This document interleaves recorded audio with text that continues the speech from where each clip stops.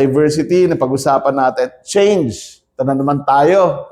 Change. So, iba-iba ang mga tao, iba-iba reaction nila sa change. But let me ask you this. Yung bang expectation natin when it comes to change, magkakaiba or pare-pareho? I'll ask you this. Like, if things are to change, what is your expectation? What is your expectation? If things are to change, like in this company, if things are to change, if things are to be implemented, what's your expectation for change? Any kind of change. Anong expectation mo? If things are going to be done, going to be implemented, what's your expectation?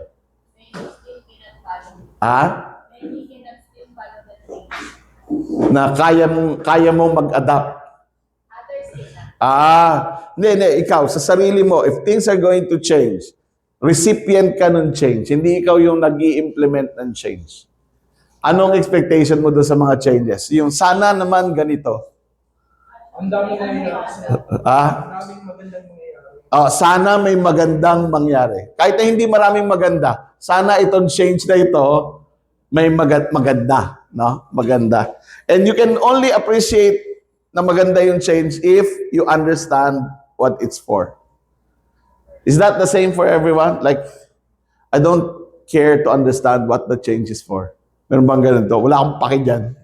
Diba? Ayoko ng kahit anong klaseng change. If it's good for us collectively, we will want it. Diba?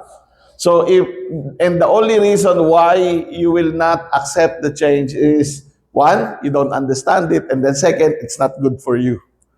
Diba? Yun naman yun. Common yun eh. So as a leader, you need to pay attention to that when you make change happen. Is this going to be good for the collective?